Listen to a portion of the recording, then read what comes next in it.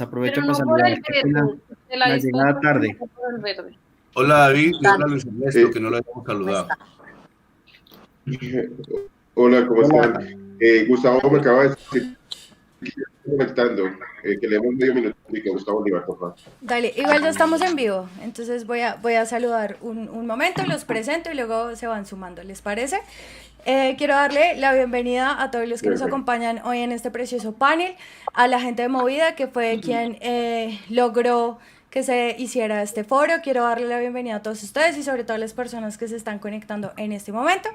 Así que buenas tardes, senadora Aida Abella, es un honor que esté con nosotros en este momento. Muchísimas gracias. Buenas tardes, Lali, compañeros de foro y todas las personas que nos están escuchando. Dale. Representante Germán Navas, ¿cómo está? Buenas tardes. Lali, un placer conocerte ya aquí en vivo y en directo. Y a todos mis compañeros, los que veo ahí, veo a Wilson escondida, a David Raseo, que no me contestó la llamada. A todos ustedes, bienvenidos a este foro para decirnos cosas. Muy bien. Ya empezó a decir cosas, ya empezó. Estoy cobrando. David, ¿cómo estás? Ya aprovechando, Hola. ¿cómo estás? Hola Lali, buenas noches. Bueno, con el vainazo de Germán, es que estoy de cumpleaños. Discúlpeme, maestro, estoy de cumpleaños. Por Happy favor. birthday. Yo cumplo Felicitaciones. mañana, pero hoy se me adelantó el precumpleaños con mi familia y mañana la otra familia, entonces por eso un poquito he perdido. Gracias Lali, por la Oye, invitación. Ratero, entonces tú estás Dale, cumples dale. un día después de Inti o qué? No sabía que Iti cumpleaños también en esta Estaba fecha. cumpliendo años hoy Ay, vea o pues. ayer. Yo ya no cumplo años, cumplo siglos. Bueno, por acá, senador Wilson Arias, ¿cómo está? Buenas tardes, un gusto tenerlo Bien, por muchas acá. gracias Lali, a todo el grupo, un saludo más afectuoso y bueno, qué bueno poder compartir con este grupo tan importante. Gracias. Sí, señor. Marianini es vocera de Movida, así que Marianini, buenas tardes, ¿cómo estás? Milali, buenas noches a ti y a todos mis compañeros de mesa de trabajo hoy. Los Muy quiero bien. mucho, les mando un abrazo y buenas noches. Beto, activista, ¿cómo estás? ¿Cómo te ha ido? Bienvenido.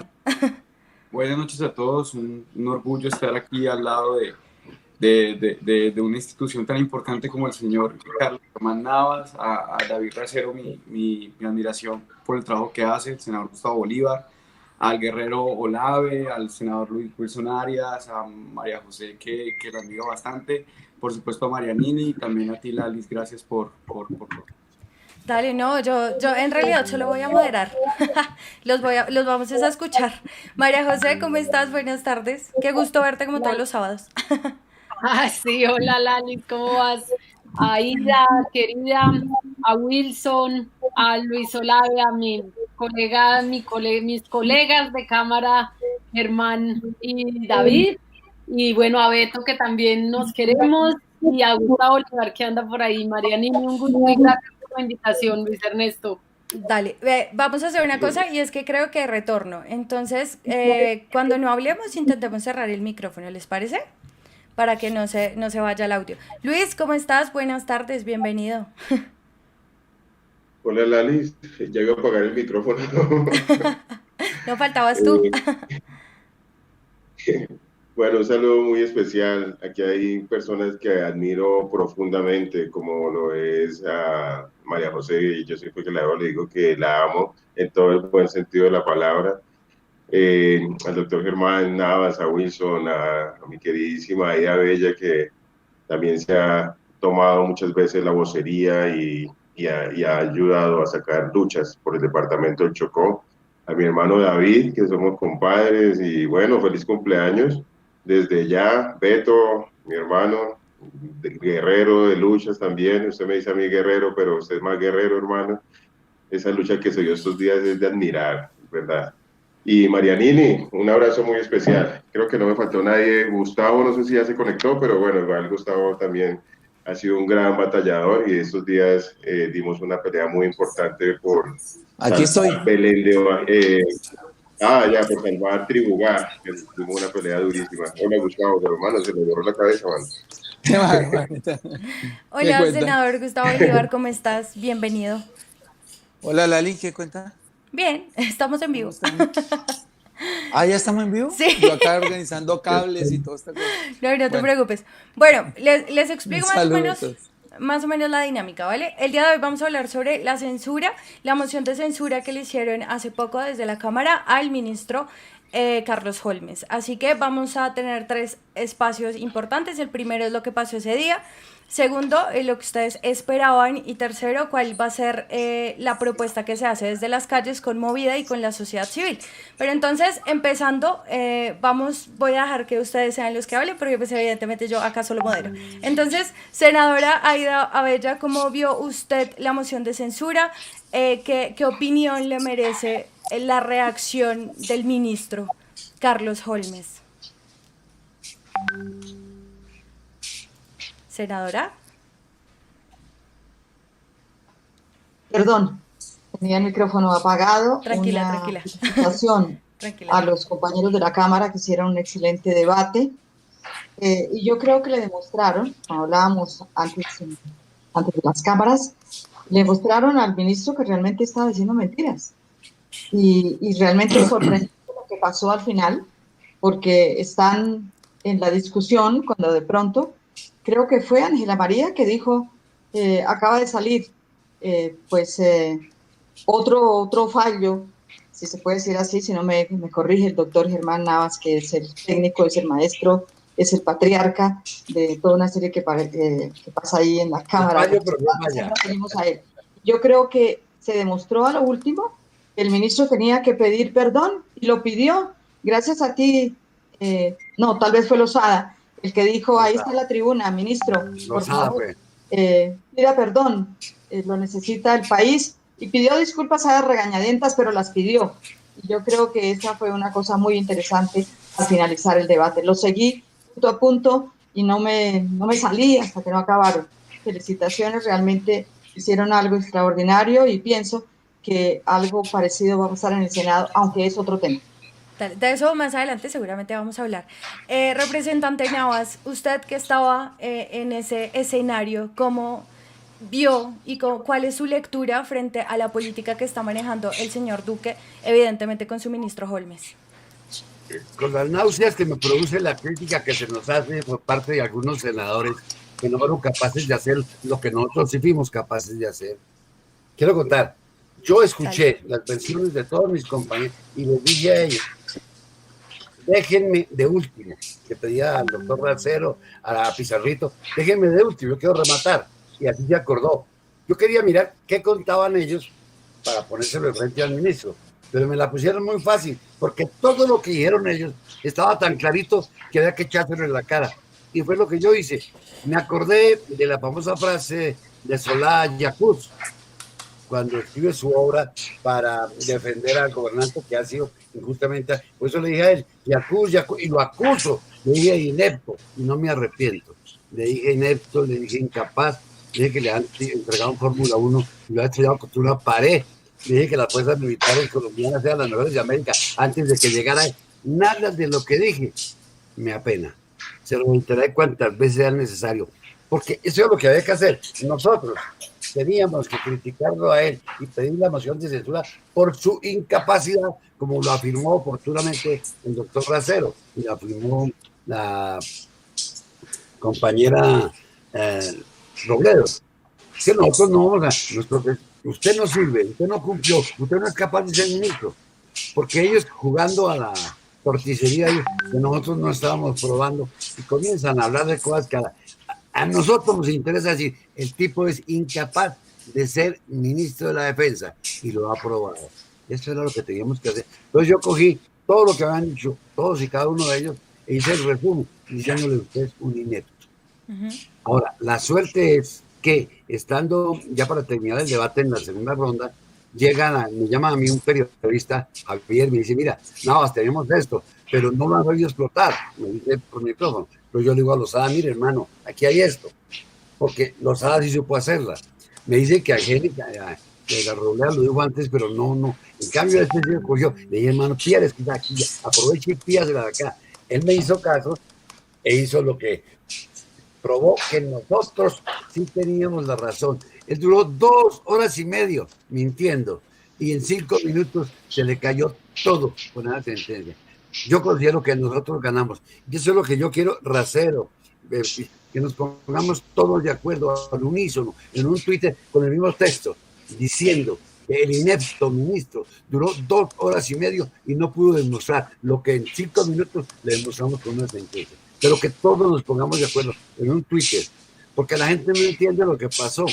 Yo sí entiendo. Nosotros denunciamos a un ministro incapaz, a un ministro que no quería pedir excusas y nos dieron la razón. Nosotros ganamos. No necesitamos que esos voten porque nunca lo harán. Pensar que los gobiernistas van a descalificar a uno de sus componentes, eso es iluso.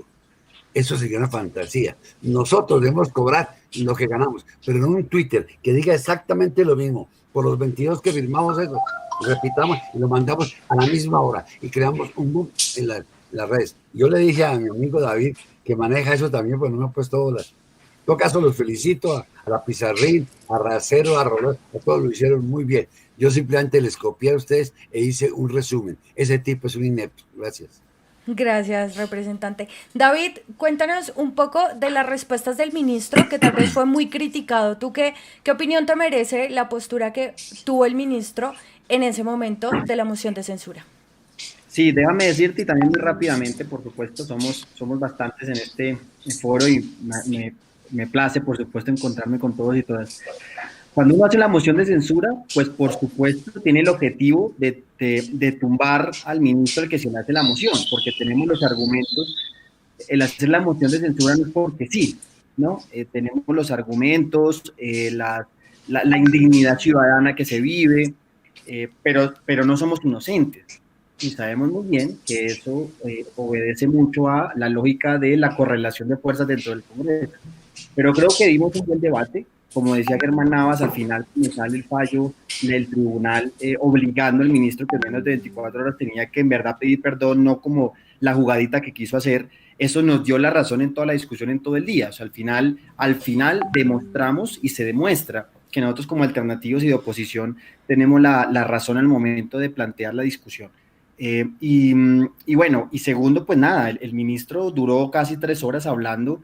Él es muy hábil, o sea, es un político profesional, esos que llevan ya 40 años y saben muy bien manejar las plazas, sabe muy bien cómo escabullirse en su discurso, pero pues pierde la oportunidad también de dar la cara y poder plantear sus argumentos, porque es que no tenía Lalis, no tenía.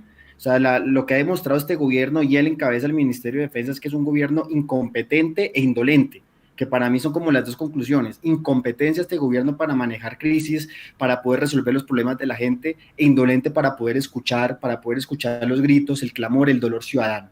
Es la misma tónica del presidente, que a los 2 días de los asesinatos de los jóvenes va y se toma la foto con los policías, ¿no? Es la indolencia, el cinismo, una indolencia rayando en cinismo. Y bueno, creo que todo eso hace parte de acumular, más allá de que no se caiga el ministro, porque es muy poderoso.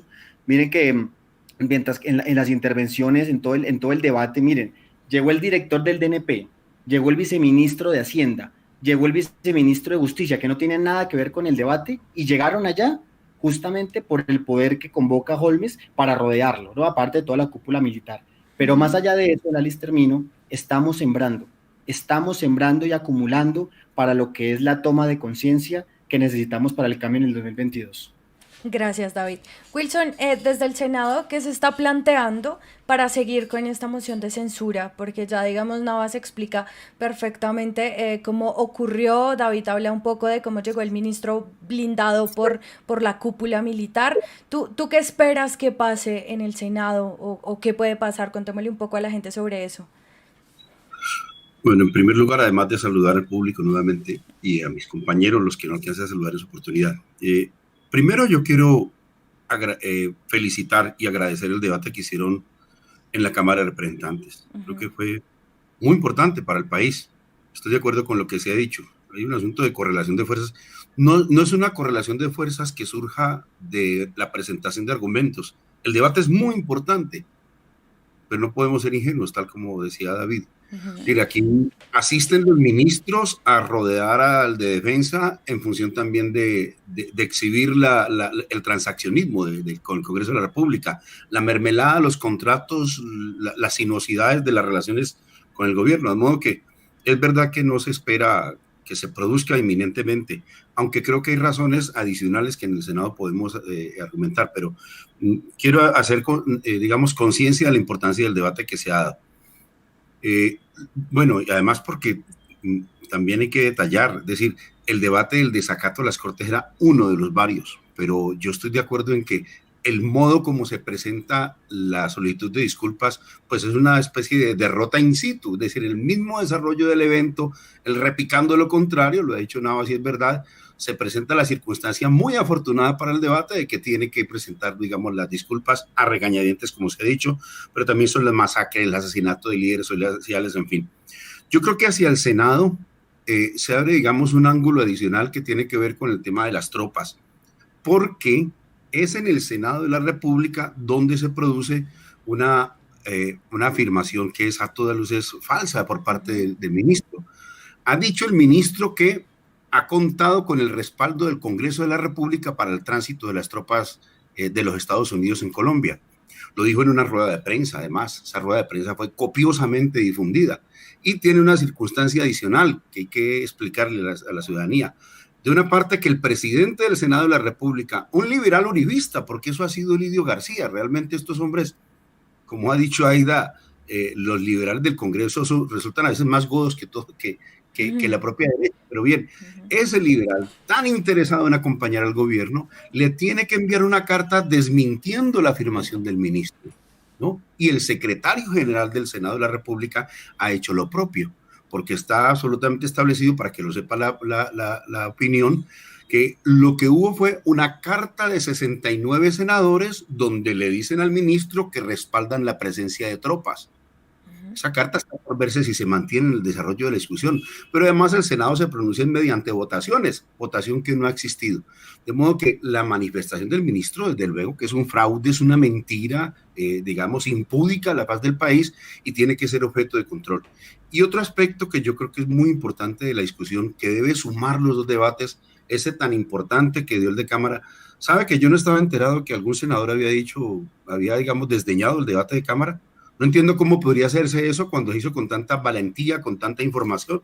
Realmente mi voz de aprecio y de reconocimiento a la Cámara no es de esas insultas de darle una palmadita, no. Es que aquí está este debate de Cámara y el de Senado también tiene que demostrar lo que se ha denominado la deriva autoritaria. Es decir, además del debate con el ministro, lo que estamos documentando es cómo en Colombia se ha venido concentrando el poder, cómo el Ejecutivo ha ido por todos los organismos de control, cómo se ha burlado de las Cortes, en fin, el modo como realmente se está agenciando un proceso de fascistización de sectores de la fuerza pública que disparan impunemente contra la población. De modo que la suma de estos debates aspiramos que le den, digamos, que le expliquen al país el estado de la democracia colombiana, que desde luego es supremamente lamentable, y en esta oportunidad, adicionalmente a lo que ya ha hecho la Cámara de manera tan importante, el tema de la falsedad, ¿no?, ideológica y pública en la que incurre el ministro y por la cual debería ser objeto de moción de censura, querida Lalis. Gracias, senador Wilson. Senador Bolívar, yo creo que, digamos, en casa y la sociedad civil tal vez nos preguntamos cómo es posible que se le esté pasando por encima al Estado Social de Derecho con el discurso insulso del ministro Holmes, porque creo que es un acto grosero, además, con la Constitución. ¿Cómo haces tú esa lectura frente a un Estado, como dice Wilson, tal vez que va a volverse un Estado autoritario, que tiene brizos autoritarios? ¿Tú cómo haces esa lectura con el gobierno de Duque? Bueno, mira, este hombre habla con la suficiencia y la prepotencia de quien sabe que tiene las de ganar, de quien sabe que tiene en sus manos el poder, de quien sabe que es intocable, como son hoy en día todos los uribistas. Y eso le da esas ínfulas con las que habla y con las que regaña. Allá el Senado fue a regañarnos. Y pues Wilson, si estaba ese día, puede decirme cuando prácticamente regañó a Lidio cuando era presidente del Senado y lo mandaba a callar y se tomaba el tiempo que él quería y ponía las condiciones del debate en una clara muestra de que el legislativo hoy está arrodillado al ejecutivo. Hoy el legislativo está arrodillado al ejecutivo. Por eso no sé si me interpretaron mal, igual no me interesa.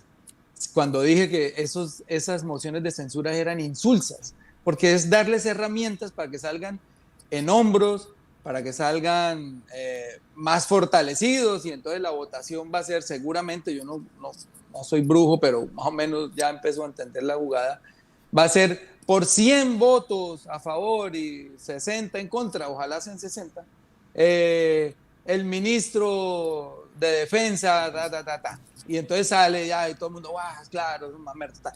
Yo me refería, si soy yo al que se han referido ustedes de que alguien cuestionó la moción de censura, es a eso, a que no tenemos una estrategia. Si uno sabe que va a perder, está bien el debate, uno puede hacer un debate, no una moción de censura, uno puede hacer un debate. Me parece que todos los que intervinieron, y seguí al pie de la letra cada una de las intervenciones, muy valientes, muy críticas, muy argumentadas, ¿no? De Ángela María, escuché a Racero, escuché a María José, escuché al mismo doctor Navas, todos los escuchamos, y digamos que como debate es válido, pero nosotros ya tenemos que empezar a pensar como estrategas políticos. Por ejemplo, mucha gente hoy está sufriendo porque Álvaro Uribe salió libre. Para mí me parece magnífico como estrategia. Nos sirve más un Uribe libre hoy indignando a la gente por la cochina que es la justicia hoy, porque el fiscal ya no es un ente acusatorio, sino un tipo que pone la camiseta para defender a sus amigos. Nos sirve más eso que llegar a 2022 con un Uribe preso, pobrecito, está secuestrado, tal. Hay que pensar en estrategia política. Y para eso, las mociones de censura no son una buena estrategia política, salvo que uno tenga mayorías en el Congreso. Esa es a lo que me refería. De resto, me parece buenísimo todo lo que le dijeron. Yo le diría más, y cuando llegue al Senado la moción, pues también voy a intervenir y le voy a decir sus 3 cosas, porque a mí me parece un tipo antidemócrata, un charlatán de aquí a la luna, habla y habla y habla, se sienta en la palabra, pero lo importante es que el país no le crea. Y el país yo creo que no le está creyendo, el país nacional, digamos, el país político, pues ahí como ustedes saben, pues domina en el Congreso y seguramente van a votar a favor de él y ya, se acabó el cuento y el tipo sale en hombros y sale más ancho y con más ínfulas de las que tiene hoy a decir que la democracia representativa le dio el aval para seguir siendo el mejor ministro de la administración. Eso es lo que pienso yo. Listo, gracias. Gustavo, para aclararle la lista a Gustavo. Dale. No, Gustavo, nos estábamos refiriendo, creo que fue María José quien comentaba de una expresión que ha tenido Benedetti, digamos. No, pues yo también tuve una feita. ¿También tienes una fea? Antes también. No, yo dije eso, esas mociones de censura no sirven para nada. Pero, bueno, disculpa si ofendí a alguien porque sé que, pues, bueno, a veces uno dice que... Yo sí creo que sirven. Es que yo sí creo que sirven porque es que depende, claro, cuál es el objetivo, claro.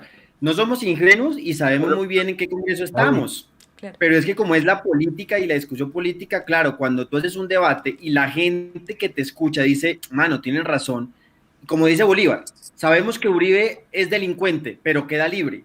La gente no es tonta. Así van a decir, sabemos que Holman Morris se va, Holmes Trujillo se queda en el ministerio, pero la gente no es boba. O sea, en serio, va a decir, claro, se queda, claro. Y saben muy bien que es porque hay unos congresistas lagartos ahí que lo mantienen, pero la gente está comprendiendo. Y cuando el alto tribunal, qué pena Lali, nos da la razón anoche, ¡pum! Bacatazo. Mira que la estrategia al final sí resulta cuando lo que se trata es generar acumulado político social para lo que viene más adelante. Pero bueno. El representante Navas iba a decir algo. Dale. Sí. Yo quiero hacer una crítica a quien nos criticó a nosotros, porque si hablamos de estrategia, y perdón maestro, eso sí, la estrategia hubiera sido decir, yo hubiera dicho de senador, a pesar de lo buen debate en la Cámara, estamos seguros que no va a pasar.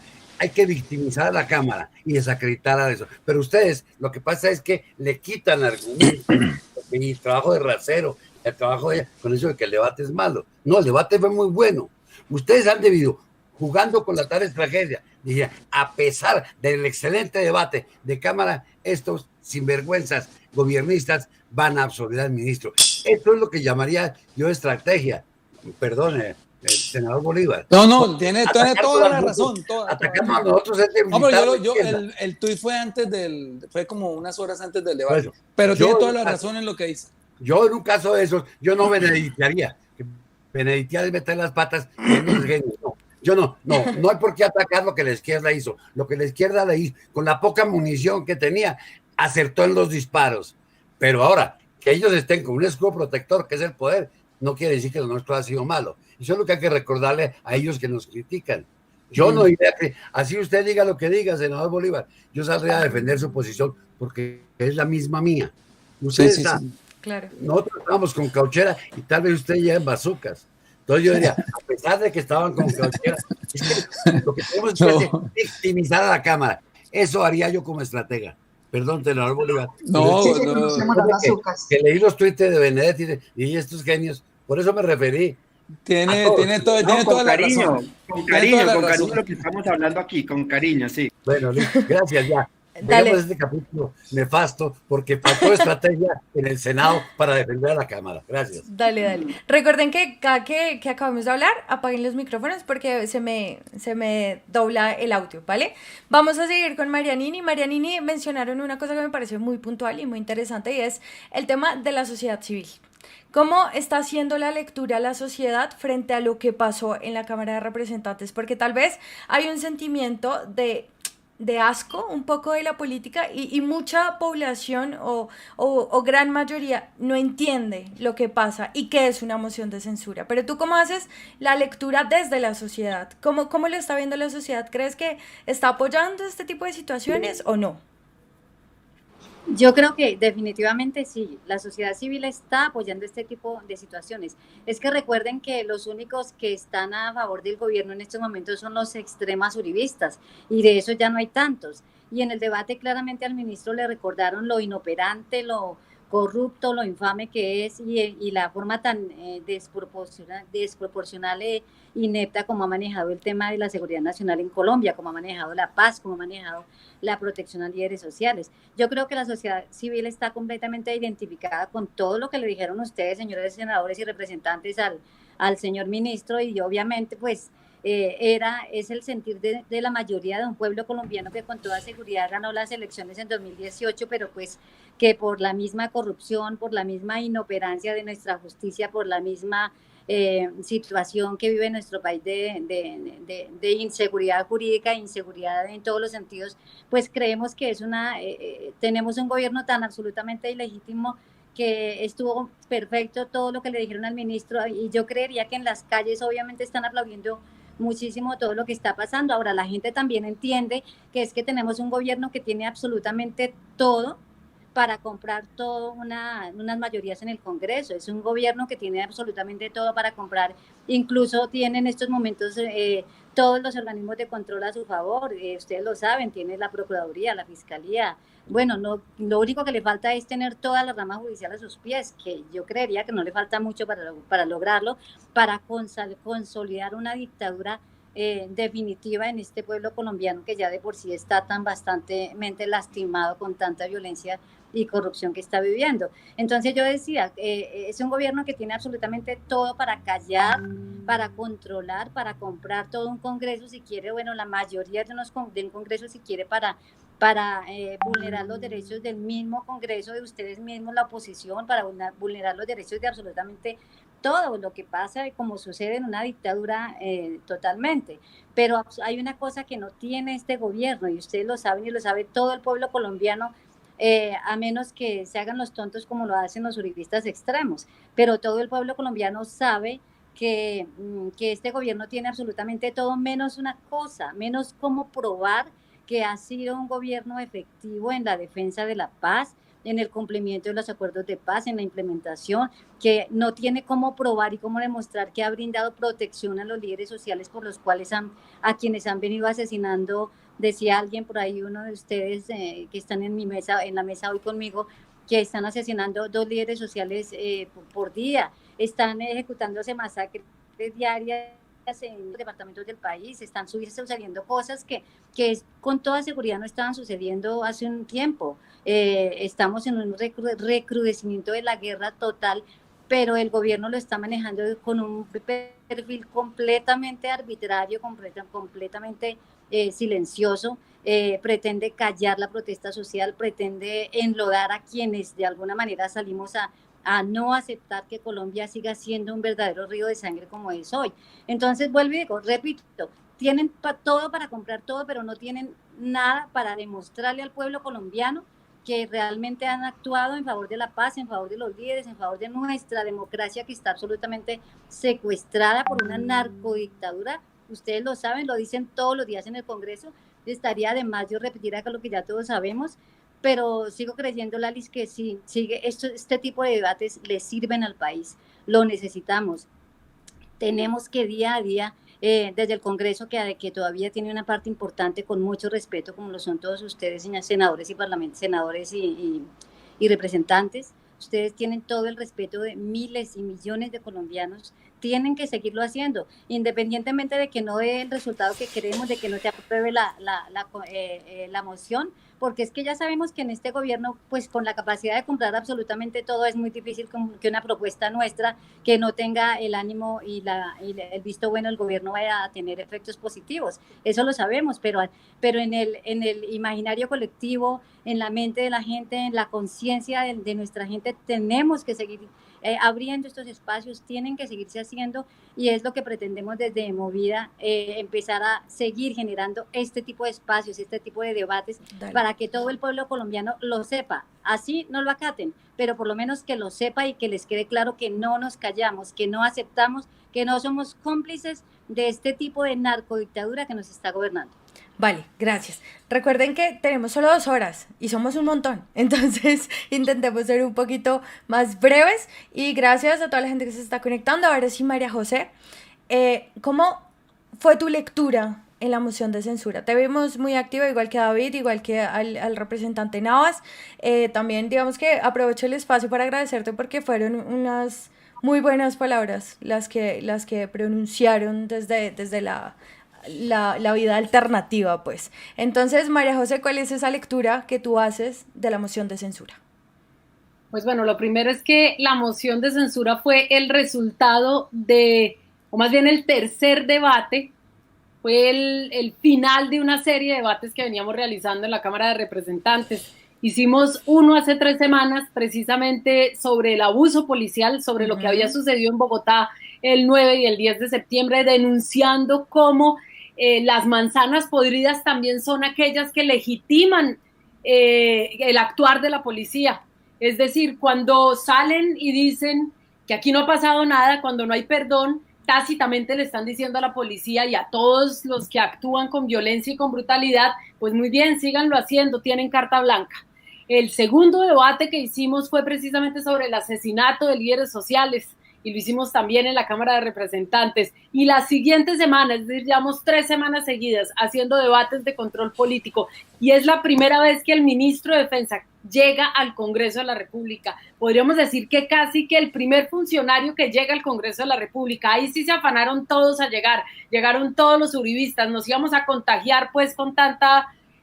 nosotros que hemos ido y que hemos estado ahí presentes, que logramos de alguna manera dar ejemplo que el Congreso tenía que sesionar de manera presencial, logramos, finalmente va el ministro con toda la cúpula militar, tuvimos que demorarnos casi 2 horas para empezar, para poder decirle al ministro no solamente que su perdón era inocuo, que no servía para nada por sus disculpas, como dijo él, ¿no?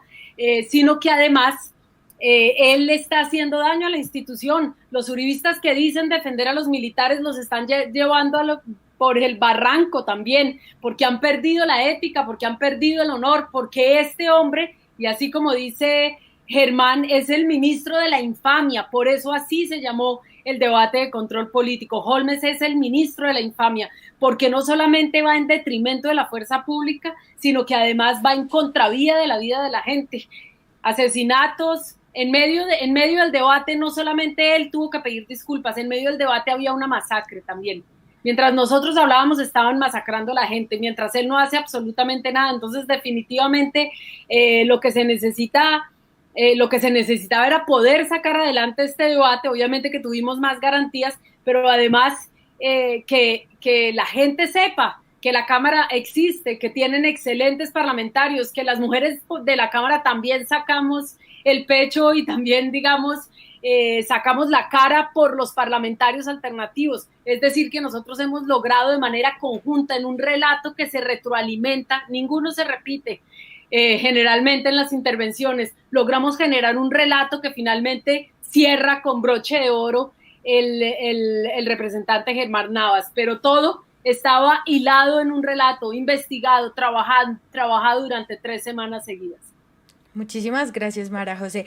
Beto, antes de darle la palabra a Luis, Beto, ¿cómo viste tú esa situación frente a lo que está pasando y la respuesta del ministro? Porque es que a mí me parece increíble que en el país sigamos contando muertos como si las personas no tuvieran nombre. El país se volvió un contadero de muertos diario, donde uno ya no sabe, pero además cuando las muertes son ejercidas por el Estado, uno esperaría algún tipo de justicia, pero no pasa nada y seguimos entonces disputándonos unos discursos, ¿no?, que son válidos dentro del debate democrático, pero están ocasionando que la gente tal vez esté un poco más preocupada que antes, porque esta vez la violencia no está viniendo de grupos al margen de la ley, esta vez la violencia está viniendo directamente del Estado. Entonces, Beto, ¿qué tenemos que hacer la sociedad civil? Es decir, acá tenemos representantes, senadores, y ellos desde su postura, ¿no?, su democracia que la están ejerciendo, pues están haciendo una labor increíble. Pero nosotros,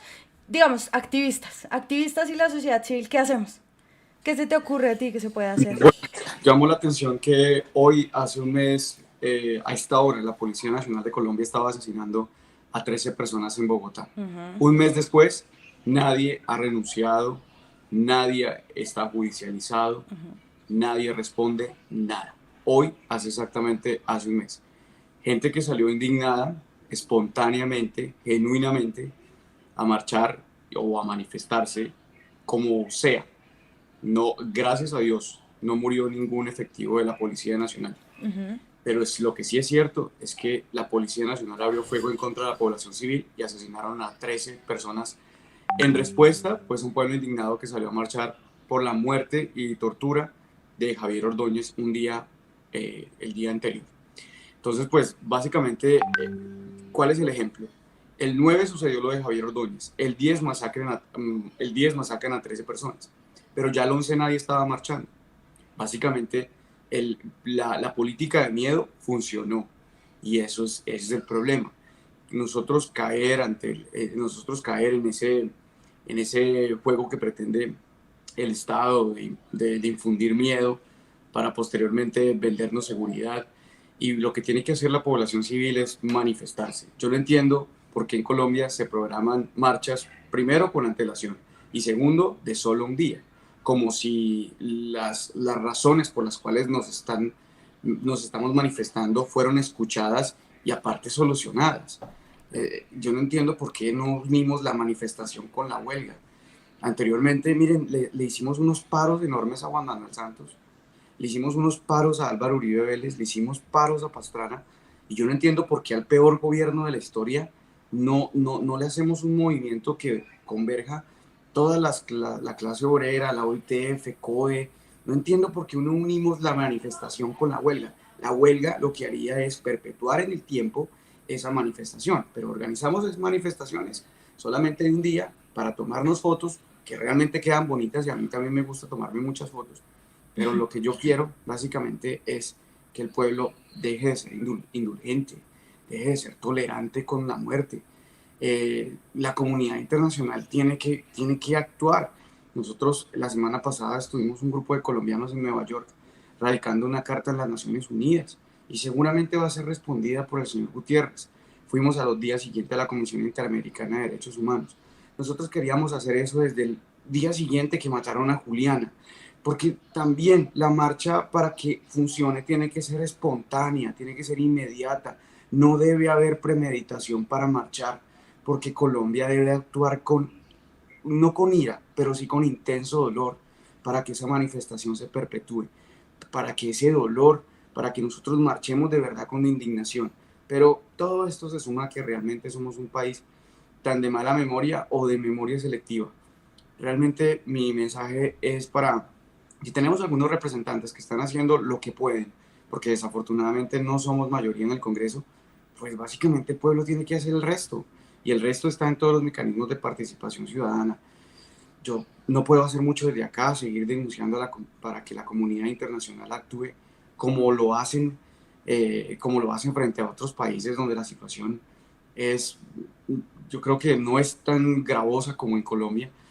Aquí recalcamos que van más de 1.009 asesinatos de líderes sociales, más de 68 masacres este año, 96 en este gobierno, más de 240 desmovilizados, y créanme que la gente de otros países pues pasaba asombrada. Esto lo que nosotros tenemos que hacer es compararnos con otras tragedias para que nos demos cuenta que la tragedia de nosotros es peor. Miren, lo del tema de los falsos positivos, explicárselo a un chileno es muy práctico. El 17 años de la dictadura chilena de Pinochet mataron a 3.500 personas. Nosotros aquí en 8 años de seguridad democrática se desaparecieron a 6.000 según la propia fiscalía, pero según otros datos de ONG fueron más de 10.000. Y explicarle y hacer esa actividad lúdica a otros pueblos de Latinoamérica para que rechacen la dictadura en Colombia realmente es muy práctico. Pero si ustedes no hacen nada ya, si el pueblo colombiano no se moviliza, realmente no vamos a poder hacer absolutamente nada.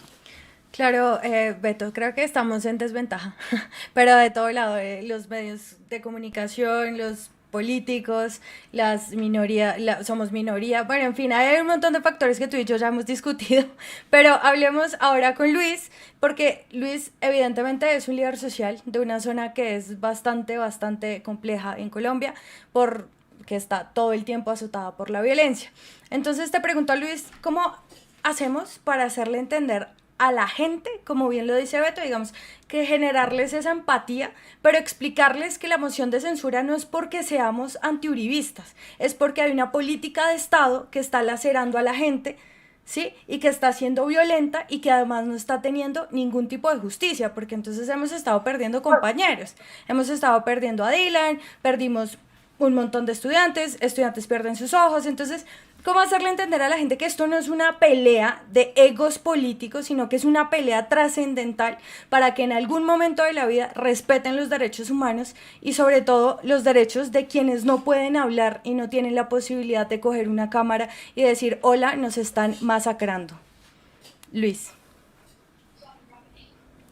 Bueno, gracias Lalis y gracias a todos los que estamos acá defendiendo la vida. Y nuevamente quiero darle un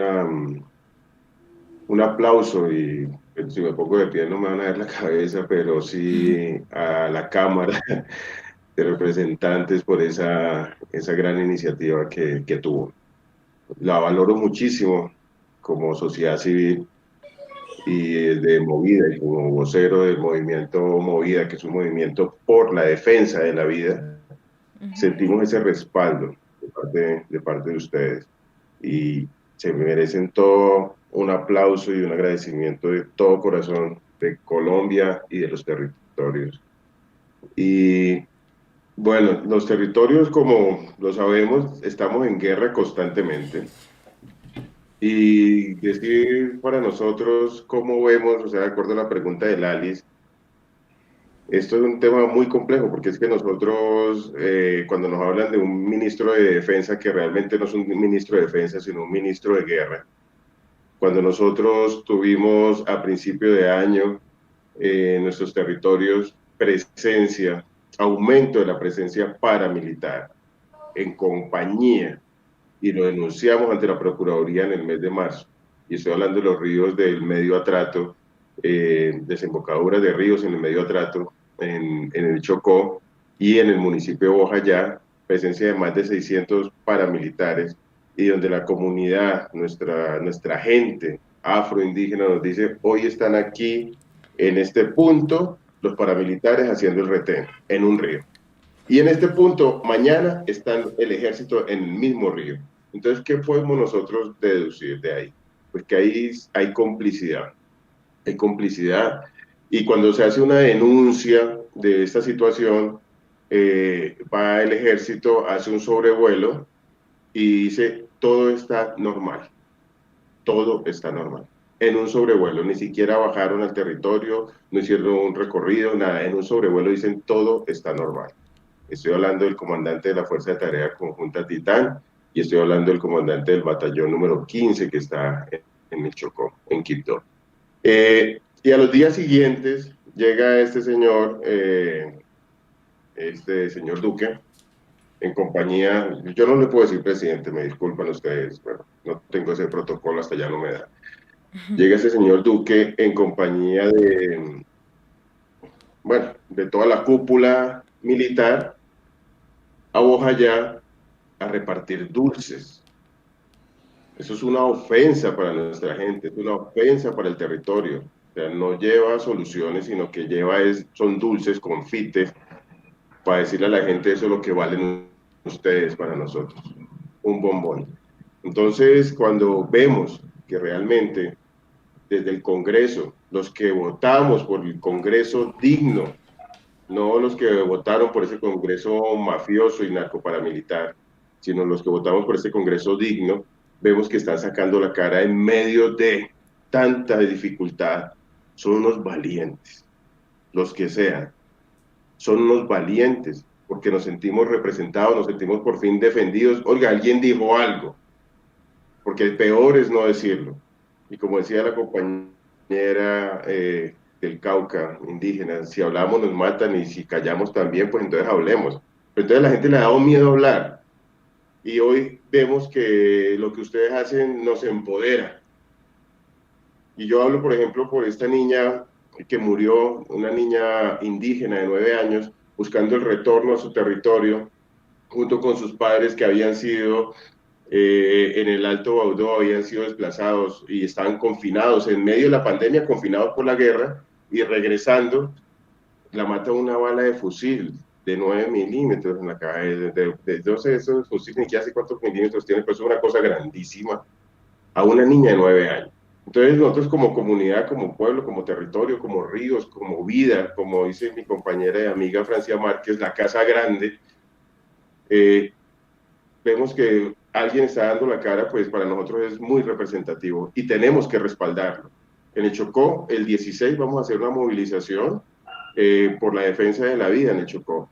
En el Chocó las autoridades han sido totalmente, yo insisto, han sido las autoridades de policía y del ejército, e incluso tengo denuncias de la Fuerza Armada que han violentado, violan a nuestras niñas en el territorio. ¿Y qué hace cuando nosotros ponemos estas denuncias? Siempre es tratar de desmentir, nunca hay un pronunciamiento serio, hay una persecución, eso es lo que pasa. Pero entonces nosotros necesitamos que lo que hoy se está hablando acá, que logremos materializarlo al menos desde el pueblo.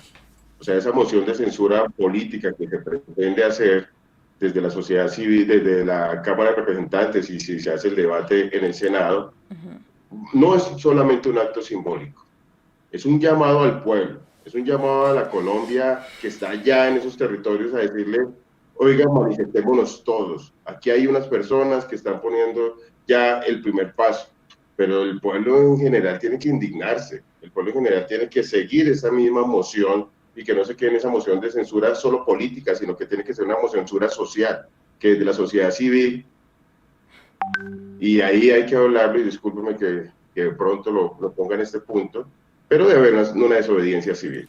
Nosotros, por ejemplo, en el Chocó y en las comunidades negras, en los territorios, tenemos la Guardia Cimarrón. Sí. Las comunidades indígenas tienen la Guardia Indígena. Y la Guardia Indígena la están estigmatizando. Ayer el señor Laforí, el esposo de esta cabal, estaba diciendo que porque tenían botas, entonces ya los estaba estigmatizando como guerrilleros, y entonces ya está generando otros debates. Entonces todo eso hay que censurarlo, esa violencia con la que están manejando este país.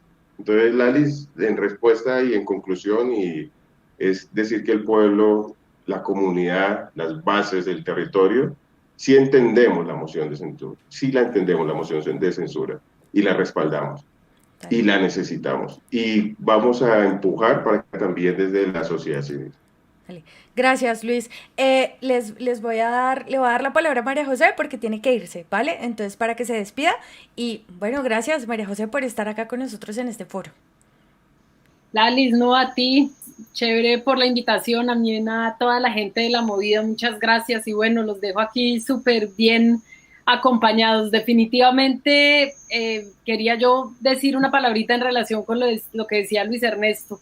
Si algo ha sabido hacer la minga indígena, ha sido, digamos, plantarle cara, pero además con muchísima dignidad a este gobierno, y no solamente a este, sino a todos los gobiernos que han tenido. Ellos han sido absolutamente leales a sus principios, a su lucha por la defensa de su territorio, y yo creo que también el pueblo afro se ha dado unas peleas impresionantes, y es precisamente a la gente que están matando, es allí donde está digámoslo, donde está la sangre que corre. Por eso la empatía nuestra tiene que ser absoluta. No solamente la FORI estigmatizan en todos los debates. Fíjate tú que estuvimos en un debate, el primero que tuvimos precisamente sobre la fuerza pública, donde hablaba un representante Garcés del Centro Democrático y mostraba a la policía en algunos casos como unos angelitos, mientras que los mingueros eran, pues mejor dicho, tenían que ser judicializados, atacados, y casi que justificaba el ataque indiscriminado en contra de la minga cuando hacen los procesos de liberación de la madre tierra. Entonces, decir que desde el paro de noviembre, casi cuando llega la minga a darle un nuevo oxígeno al paro, todos entendimos del valor inmenso que tiene la minga indígena y los estamos esperando ya.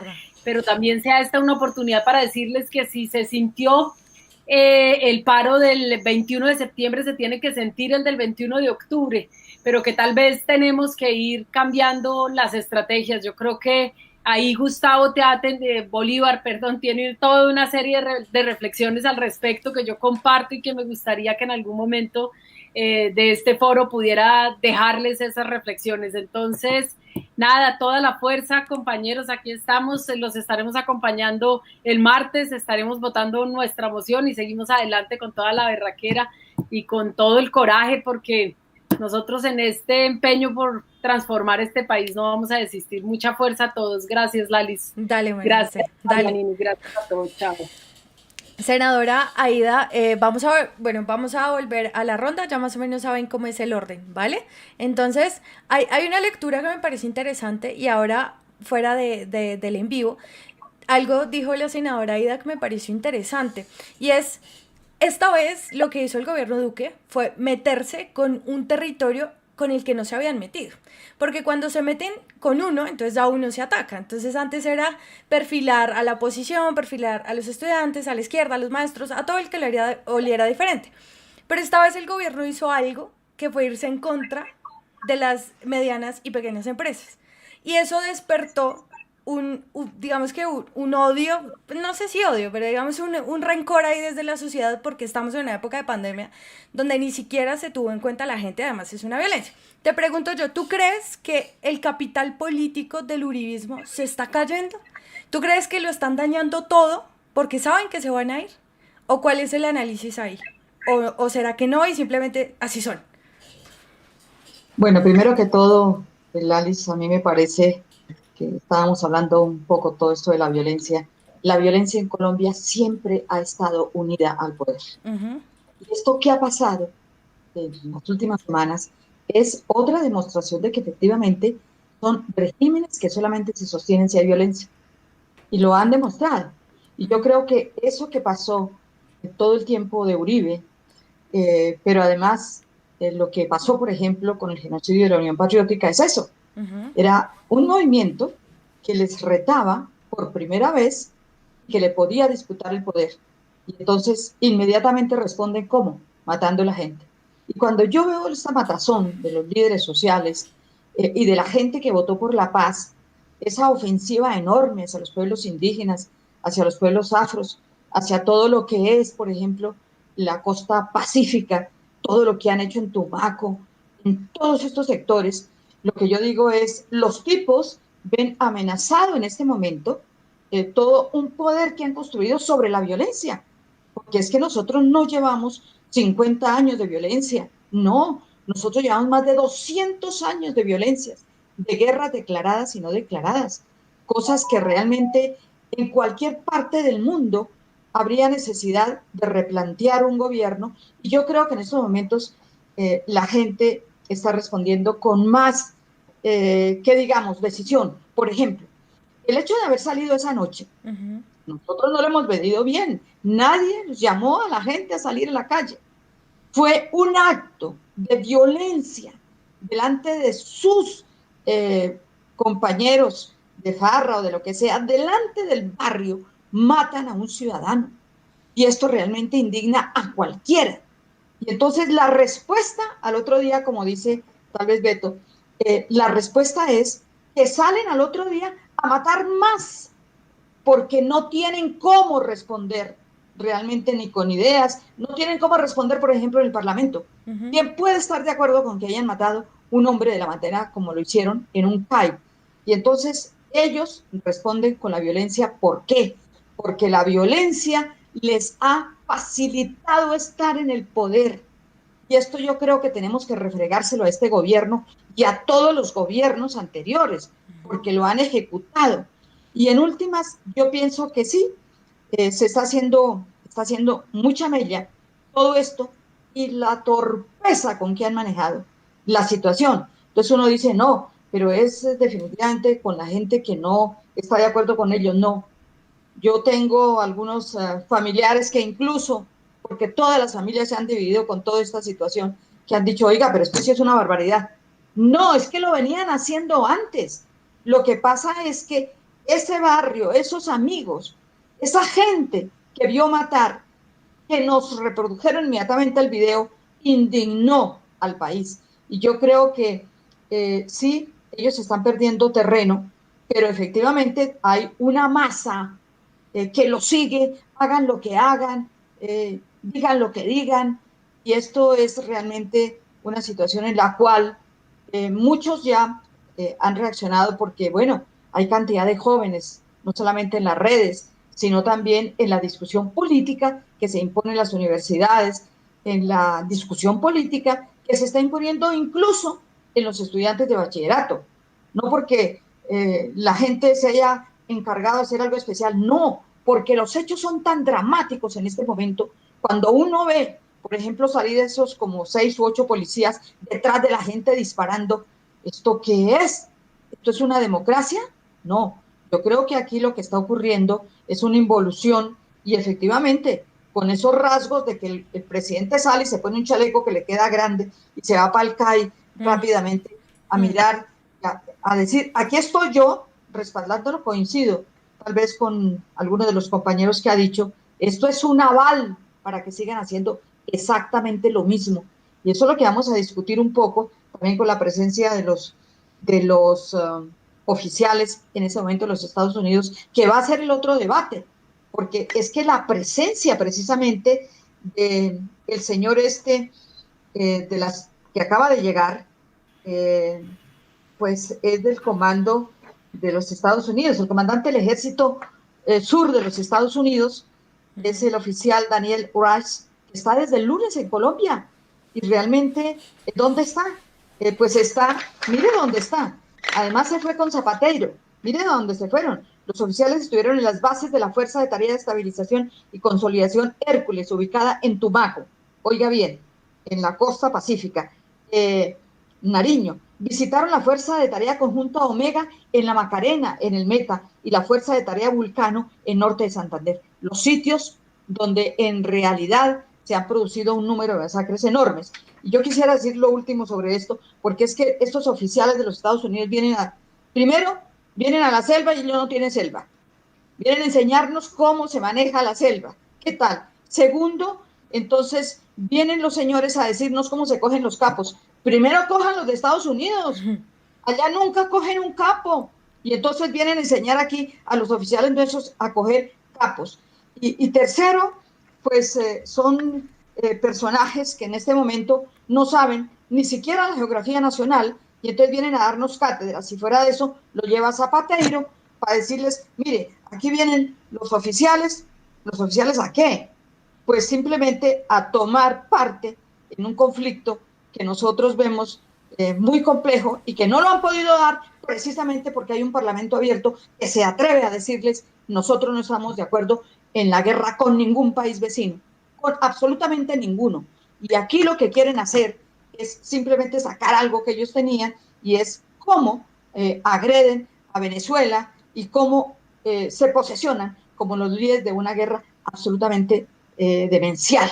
Y en ese sentido yo creo que estos señores pues tienen que decirnos, los que los han invitado, pero además se aparecen con toda la cúpula militar. Lo de la Cámara fue terrible, pero eso no lo hicieron en la Asamblea Nacional Constituyente. Estuvo toda la cúpula militar presente, como si los hubieran elegido. Y eso realmente es algo que vamos a tener que mirar. Y por último, yo les quiero decir que sería muy bueno que miráramos este libro, Cómo iniciar, al oído del presidente Uribe, se llama Cómo iniciar un nuevo proceso de paz, en los cuales hay algunos apartes muy interesantes de lo que ha dicho Jones Trujillo. Muchísimas gracias, senadora. Representante Navas, senadora, ¿me puede apagar el micrófono, por favor? Que tengo retorno. Listo. Representante Navas, vamos a intentar leer un par de preguntas del público, ¿vale? Y luego hablamos de lo que salga del foro. Pero la gente pregunta algo que yo también estoy de acuerdo, es decir, ¿tú cómo ves el escenario de cambio? O sea, digamos que democráticamente, por supuesto que nosotros tendríamos que lograr que hayan mayorías completas en el Congreso, ¿sí? Que digamos que de esa manera puede haber un poco de gobernabilidad. Pero, ¿cuál sería entonces la solución a todo esto? Porque ya llega un punto en el que uno está desesperado, que ya uno no sabe, se levanta triste, se acuesta en una masacre y se levanta. Dime. Cuando haya libertad de prensa, haya libertad de prensa, se podrá llegar con el mensaje claro al pueblo. Pero al pueblo nunca le llega el mensaje, porque la gran prensa distorsiona la realidad. Mire, son tan lamberizas y tan mentirosos los periodistas que están diciendo que Navas pidió aumento de curules en el Senado. Falso. No sé qué caballo de fuerza, HP, hace tal afirmación. Yo dije exactamente que no había necesidad de crear nuevas plazas de congresistas cuando, si aplicaran mi tesis de que en aquellos departamentos que no tienen sino 2 representantes, el que tuviese mayoría fuese al Senado y a representar a esa región, porque ni Amazonas, eso es lo que yo he dicho siempre. ¿Para qué quieren 2 representantes si no tienen a nadie en el Senado? Pues manden uno al Senado y otro a Cámara y arreglado el problema, sin aumentar. Pero estos miserables mercachifles que dicen ser periodistas están afirmando que yo pedí aumentar el número de curules. Yo les rogaría a esos que dicen ser periodistas que aprendan primero a leer y después a escribir. Esas gentes son las que distorsionan. Ustedes de las personas que se levantan a las 6 de la mañana a escuchar mentiras. Yo a mis alumnos les digo que el que me lleve tesis jurídicas de las 6 de la mañana lo saco de clase. Porque esos individuos con un micrófono son los que van creando jurisprudencia, interpretaciones, etcétera. Yo les digo, miren, si ustedes quieren saber qué pasa en su país, métanse a Twitter, escuchen todas las barbaridades que allí se dicen y saquen un balance. Pero si usted escucha a un analfabeta de las 6 de la mañana, está estropeando las pocas neuronas que le quedan. Eso nunca le llega al pueblo la verdadera información. No hay quien lo eduque. A la verdad, el único noticiero que dice la verdad, ¿no?, es Noticias 1, y ahora en Tercer Canal, que tiene el amigo Bolívar con Gustavo.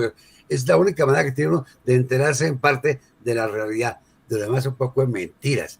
Y eso, yo ejercí el periodismo durante 30 años, pero jamás recibí un peso por dar una información. Estos sujetos reciben sobre, como se acostumbraba antes en los comentaristas de toros, les llegaba el sobre, exacto.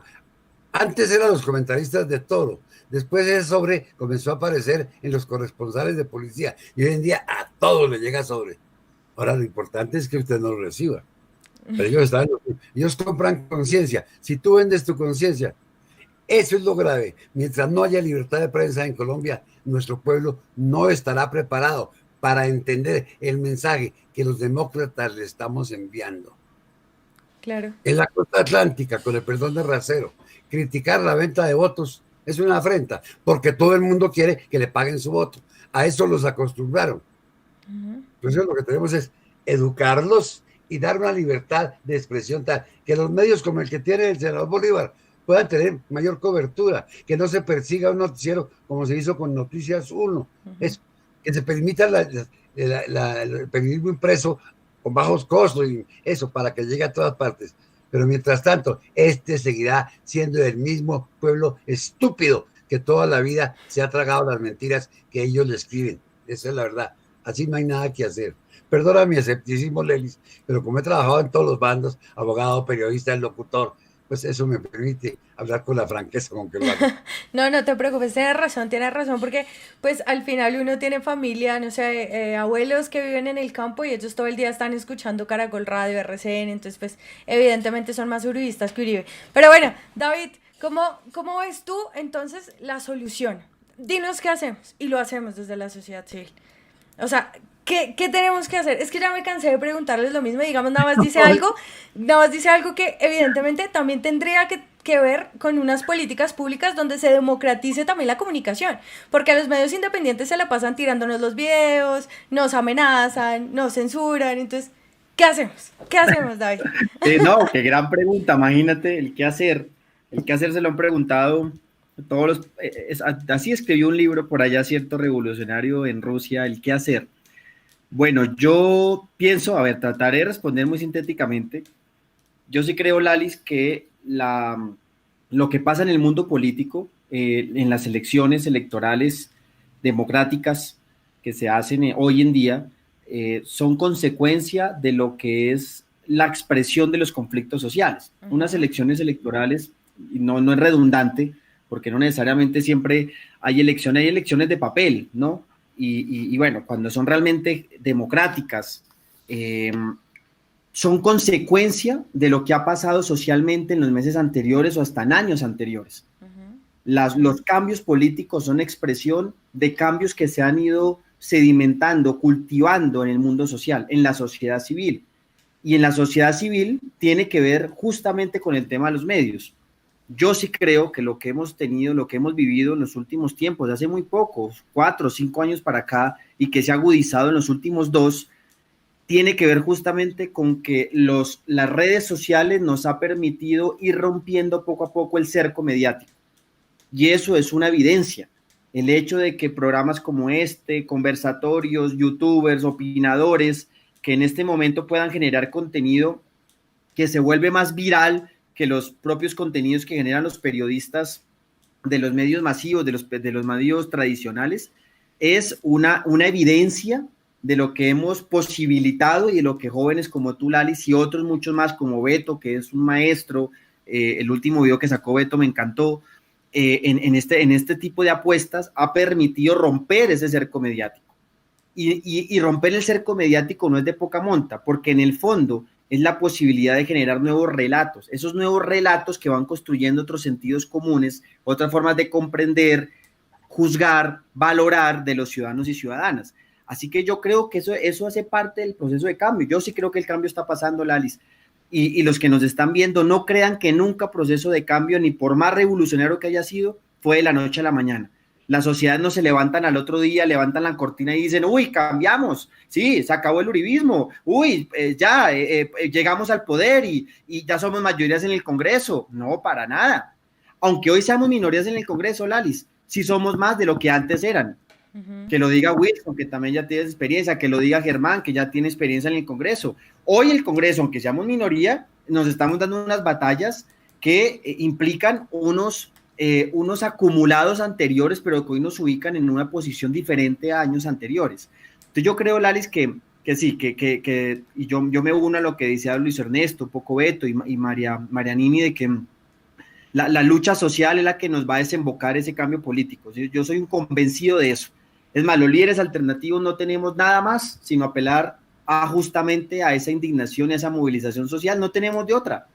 Bolívar tiene su pluma, como él nos lo dice, como tiene su Twitter, que es su arma favorita y como lo plantea. Lo que tenemos los líderes alternativos es nuestra palabra, ¿no? Nuestro discurso. Petro, ¿qué más tiene Petro que su capacidad de hablar y sus principios fundamentales que los lleva siempre hasta el final? Eso es lo que tenemos, pero creo que vamos por buen camino. Yo soy optimista, a diferencia de mi amigo Germán, de mi maestro. Yo creo que esto lo estamos cambiando, que es que esto ya se les agotó a estos manes. Estos manes ya no tienen para dónde, se les acabó el proyecto, ¿sí? Están en su ocaso, en el anochecer. Claro, que se pueden reciclar, sí, ojo, insistimos, esto es una lucha política y aquí nada está escrito. A mí no me gusta jugar a la futurología, Aquí no hay una bolita mágica que nos va a decir, uy, ya ganamos en 2022. No, esto es y está la lucha. Pero lo que sí es cierto es que estos manes vienen en descenso. Estos manes están desesperados y por eso se ha agudizado la violencia. Termino con eso, Lalis. La violencia, para mí, lo he dicho en muchos espacios, la violencia que se está cometiendo en este momento por parte del Estado no es otra cosa sino la debilidad que tienen, la ausencia de poder, la ausencia de legitimidad, la ausencia de apoyo popular que los hace apelar a la violencia, a la fuerza bruta para mantener el orden. Pero esto está cambiando, que no lo escuchen. Entonces, con esperanza, con fuerza, con energía, más temprano que tarde vamos a llegar al poder institucional y bueno, no, yo soy un convencido, de verdad que lo vamos a hacer, Lalis. Mucha lucha, eso es lo que nos toca. Sí, David, la utopía sirve para caminar. Ojalá llegue ese día en el que podamos sonreír en paz. Senador Wilson, le toca, es su turno, y quería hablarle un poco de lo que decía David en esas conclusiones que dice, están derrotados, o sea, se les acabó. ¿Usted cree que se les acabó realmente? O sea, que no nos los vamos a tener que aguantar más, o seguramente va a llegar otro sujeto, un char puede ser, ¿o cómo lo ve usted? Sí, yo comparto, nos hemos encontrado en varias oportunidades en discusiones de este tipo y siempre he coincidido con David y con otros amigos, con Lalis también en alguna oportunidad, recuerdo cuando discutíamos el tema. Sí.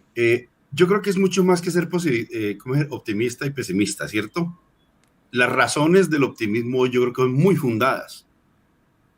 Voy a decirle dos cosas tal vez. Yo creo que habría que, además lo otro es que la lucha social es verdad que se sintetizan políticamente. Entonces, nos da la capacidad de comprensión más allá de la coyuntura y del momento. Por ejemplo, es posible que mucha gente hoy se sienta muy angustiada porque Uribe fue puesto en libertad.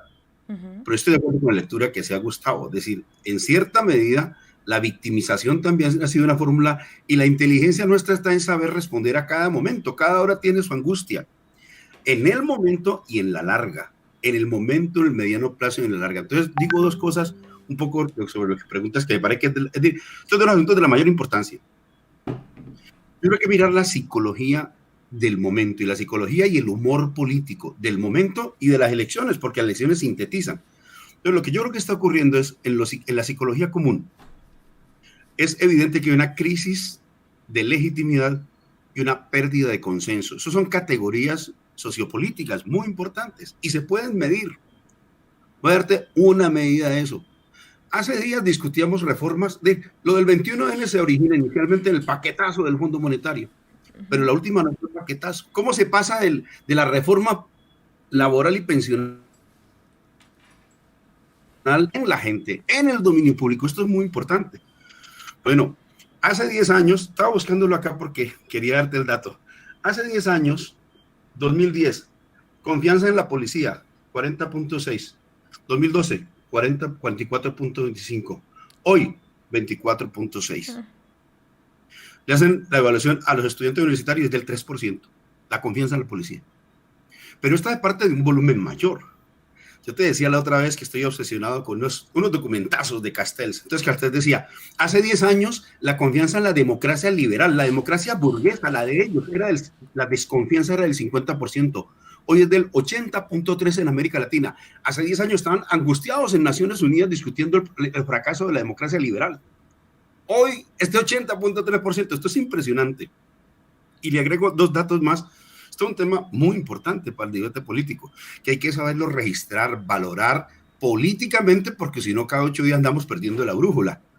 Mire, además de legitimidad y de consenso, están perdiendo una cosa que es muy importante, que es la confianza legítima. Esto no es un debate solamente jurídico. Nada más me va a decir, sí, confianza legítima. Los vendedores ambulantes ganan una tutela porque el gobierno le cambia la norma. No, la confianza legítima es eso en derecho, pero es mucho más como concepto filosófico. La confianza legítima es la confianza que tiene la gente per se. Esto es consenso en Gramsci. Per se en las autoridades. Por ejemplo, Lalis, si vos vas al médico, te manda una receta que vos no conoces y tenés la tendencia a comprar la receta y tomársela porque no esperas que el médico te vaya a matar. Pero hay médicos que matan. Si viene el bombero a tu casa, vos le atendés la recomendación porque vos pensás que te va a tratar de salvar la casa, no que la va a incendiar, que no es pirómano, pero hay bomberos pirómanos. Eso pasa en general con las autoridades profesionales, pero cuando se trata de la autoridad pública la cosa es mucho más grave porque tiene que ver con el contrato social. Entonces, cuando yo te digo, es que la confianza legítima en la policía significa que vos vas y te encontrás un policía por la noche y vos no le tenés que cambiar de seda. Pero cuando vos cambias la acera, cuando la gente piensa que el policía lo va a robar, lo va a maltratar, lo va a violar, esto es un problema ya que eso no tiene que ver con la confianza legítima del Estado, esto es contrato social, y dos, con el monopolio de la fuerza, del uso de las armas. Lo que está ocurriendo en Colombia es de una magnitud enorme. Esto es para un debate filosófico y que no solamente psicológico y sociológico, pero lo dejo dicho para decir, creo que lo que nos corresponde es estar muy atentos de todos estos asuntos, del humor político del día, pero también de la larga.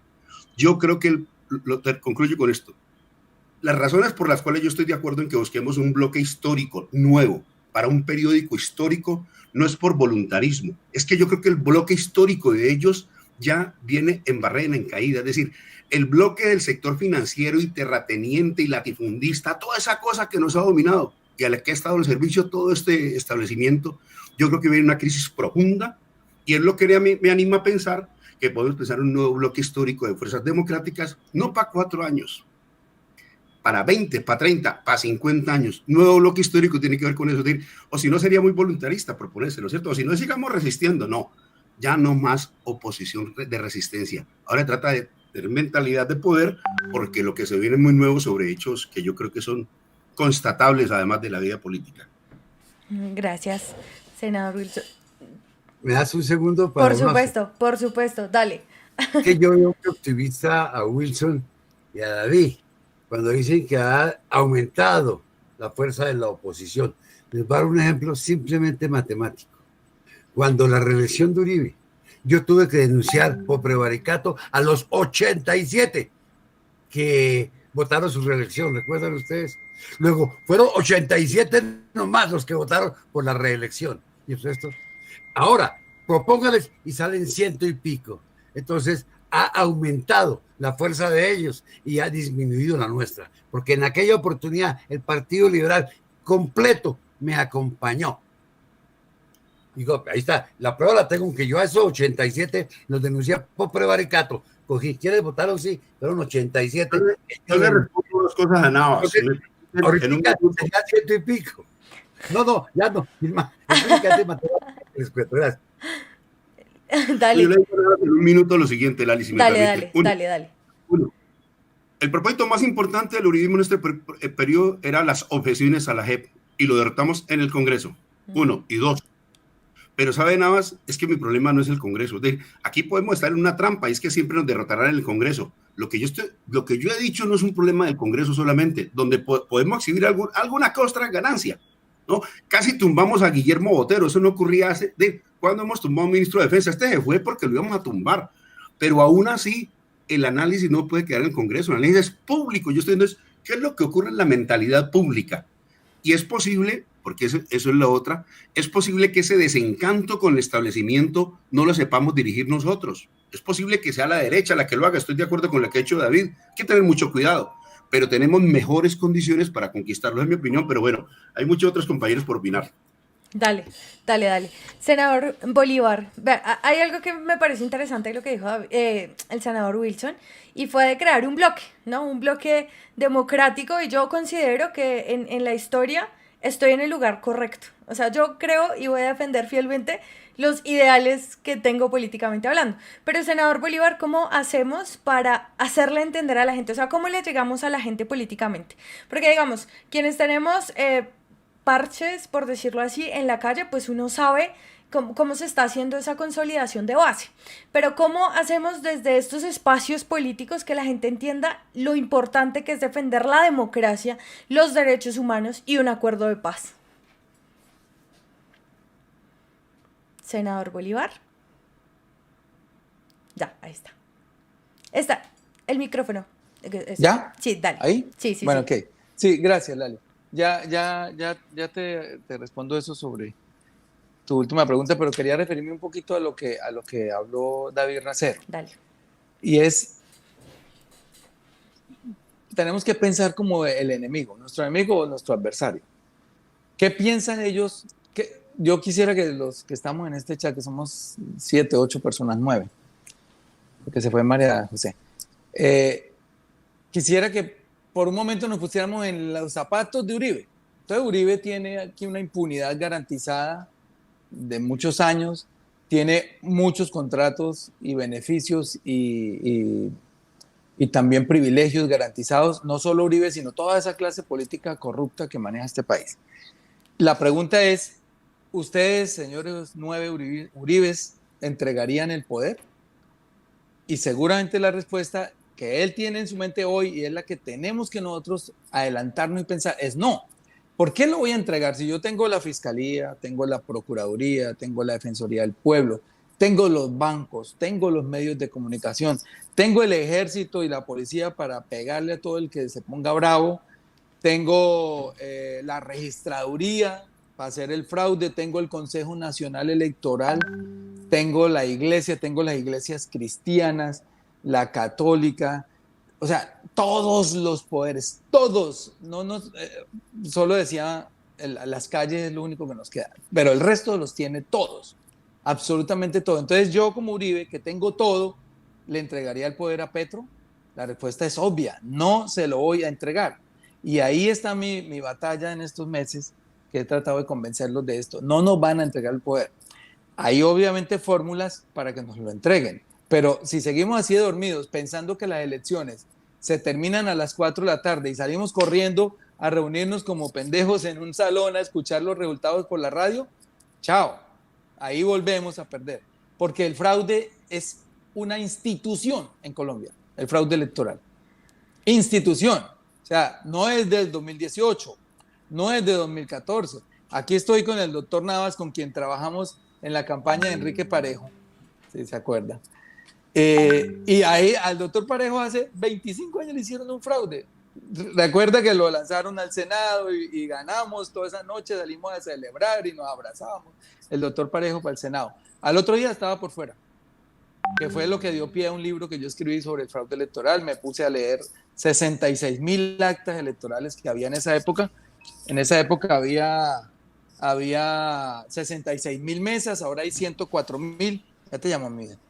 Había 104,000 y va a haber 149,000 en las próximas. Nos acaba de decir el registrador a Petro y a mí en una reunión que tuvimos privada con él. Entonces, ¿cómo cubrimos 150,000 mesas para que no nos hagan el fraude? Porque todo lo que hablemos acá, toda la carreta, todos los debates, todas las mociones de censura, todas las columnas que escribamos, todo es paja si no ganamos la elección. Todo se vuelve carreta. Para poder hacer las transformaciones que necesita Colombia, necesitamos el poder, y no solo la presidencia, sino también la mayoría del Congreso. El resto me pueden decir aquí lo que quieran, es pura carreta. Todas las carretas. Ustedes no saben, Wilson, los debates económicos tan brillantes que hacen en el Congreso. Carreta. Si no ganamos el poder, todo eso se queda en carreta. Todos los estudios que ha hecho Wilson, todos los debates que han dado en la Cámara tan valientemente ustedes, todo eso se vuelve inocuo si no ganamos el poder. Entonces, pensando como el adversario, pensando como el enemigo, tenemos que tener una estrategia. Y hay dos. Una, pues hay un código electoral en ciernes. Ahí yo sé que muchos se van a oponer porque tiene cosas malas, tiene cosas buenas, pero tiene una buena, que es que los partidos políticos pueden hacer auditoría del software de la registraduría, porque les entregarían los códigos fuentes. Les estoy advirtiendo porque sé que como nosotros nos oponemos a todo y como eso fue presentado por Duque, pues seguramente vamos a llegar a decir, no, ese código está, yo voto en contra. No, por favor, ese artículo sálvenlo. Y hace poquito en la Comisión Tercera, que también Wilson es de la cuarta, pero también es de económicas, estuvimos dando una pelea para hacer la reserva presupuestal para este presupuesto de 2021 de lo que cuesta el software. Ahí salieron, porque como no tenemos estrategia, ahí salieron a criticarme unos del Partido Verde, una señora de Cali, a decir que cómo así que vamos a hacer una reserva de un software que ni siquiera está aprobado el código electoral. Tiene razón la señora, pero uno tiene que pensar un poquito hacia adelante. Si aprobamos este presupuesto sin esa reserva presupuestal, ese software puede costar 70,000 millones, o 50,000 o 60,000, eso es lo que yo estaba más o menos indagando. Si nosotros hacemos esa reserva ahora, pues cuando se apruebe el código electoral hay plata para mandarlo a hacer. Si no lo hacemos ahora, pues entonces se aprueba el código electoral en marzo, en febrero, pero no quedó la reserva, claro, y entonces... No ocurriría. ¿Ah? Si no se podría dar, si no claro. se aprueba. Y entonces, exacto, entonces se aprobó el código electoral y ya podemos ver el código fuente. ¿Y dónde está el software? Si el software es privado, en Colombia el software es de una empresa que lo alquila y ninguna empresa va a entregar la arquitectura de su software para que otro lo copie o lo plagie, que de eso se tratan los códigos fuentes. No lo prestan y pues tanto que cuando lo hemos solicitado dicen, no, es que el software es alquilado y el dueño no da los códigos fuentes. Entonces, para que nos den los códigos fuentes, para hacer una auditoría, para que los logaritmos no nos tergiversen la votación, necesitamos que el software sea de la registraduría, es decir, de la nación, del Estado colombiano. No hay plata para hacerlo, nos dijo el registrador.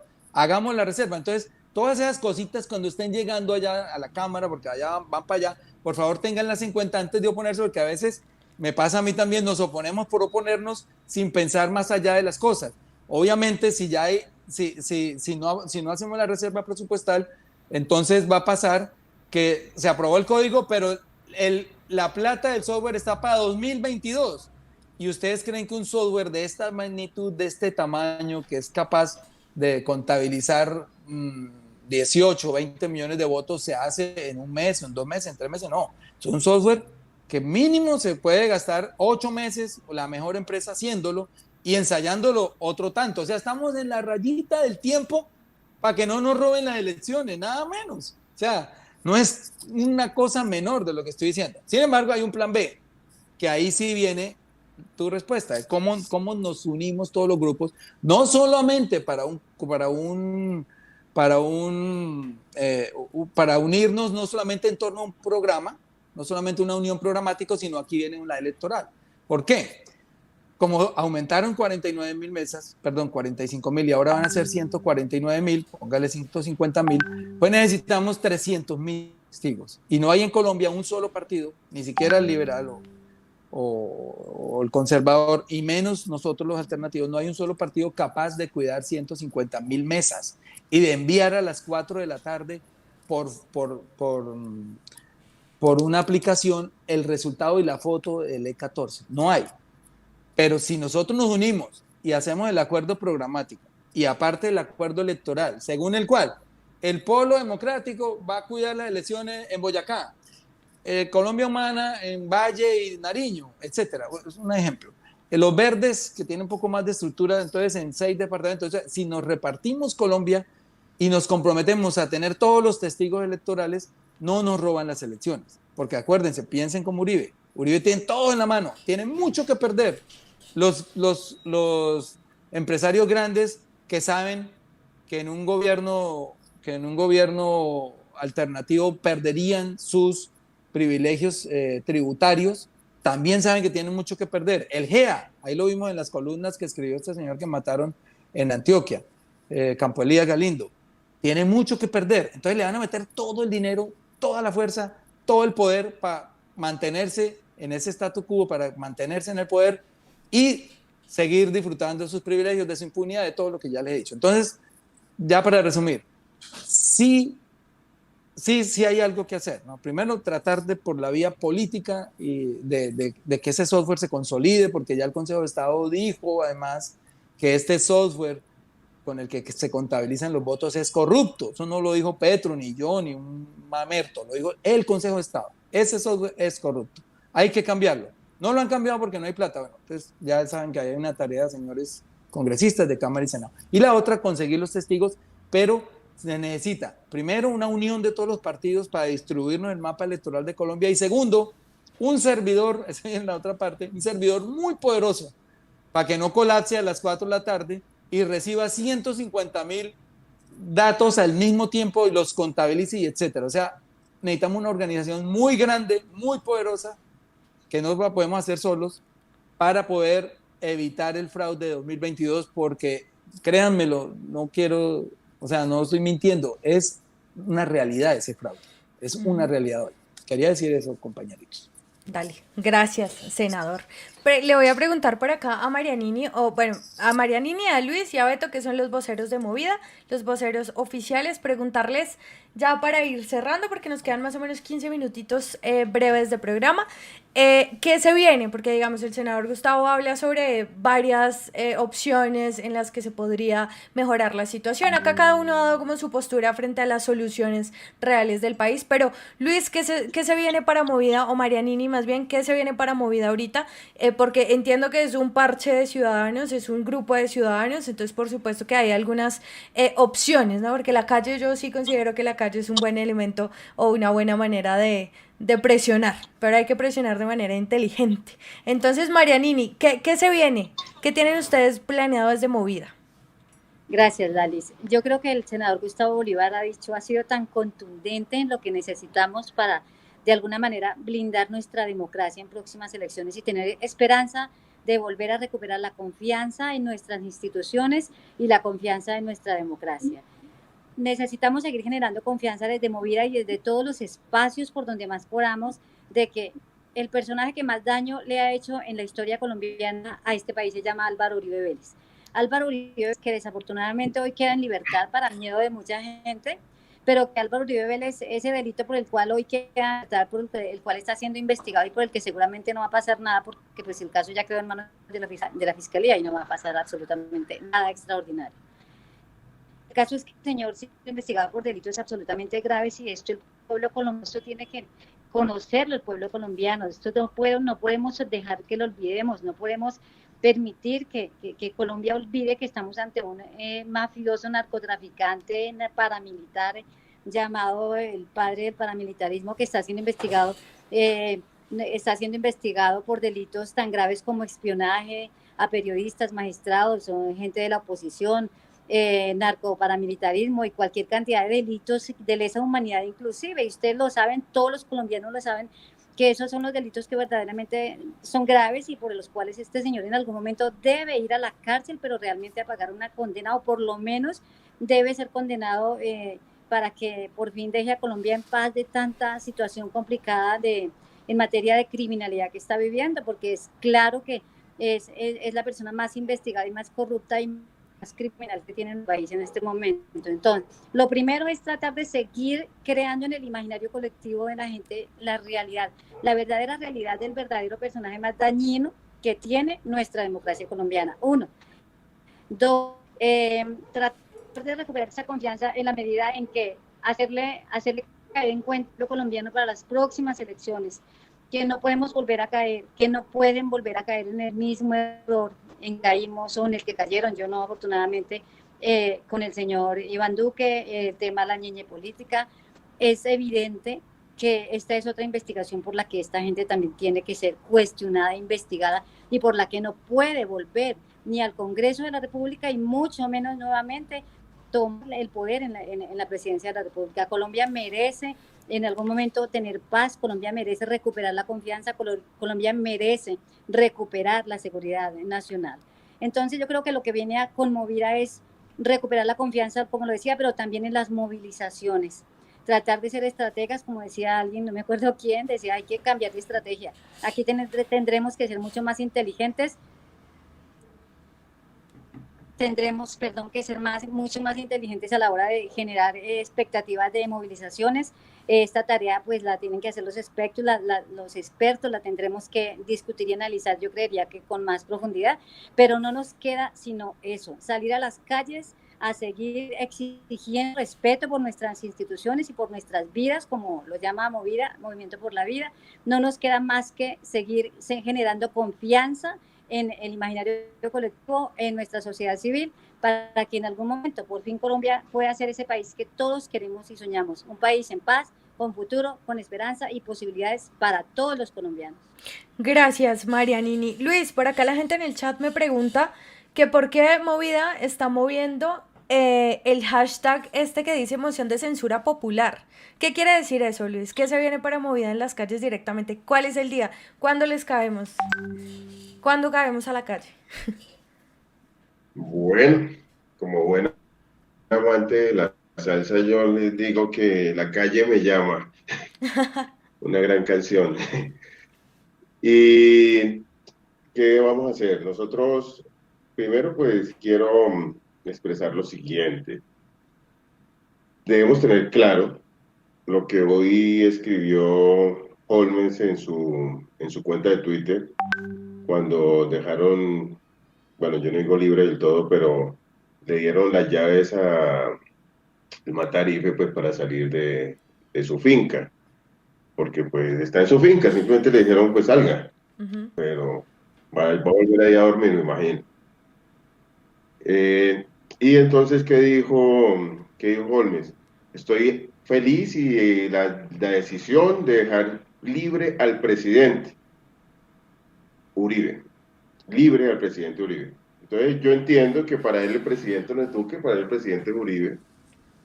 Obvio. Y entonces pues Estados Unidos, como todos lo sabemos, en las líneas de política de muerte liderada por Uribe, que es la prolongación de su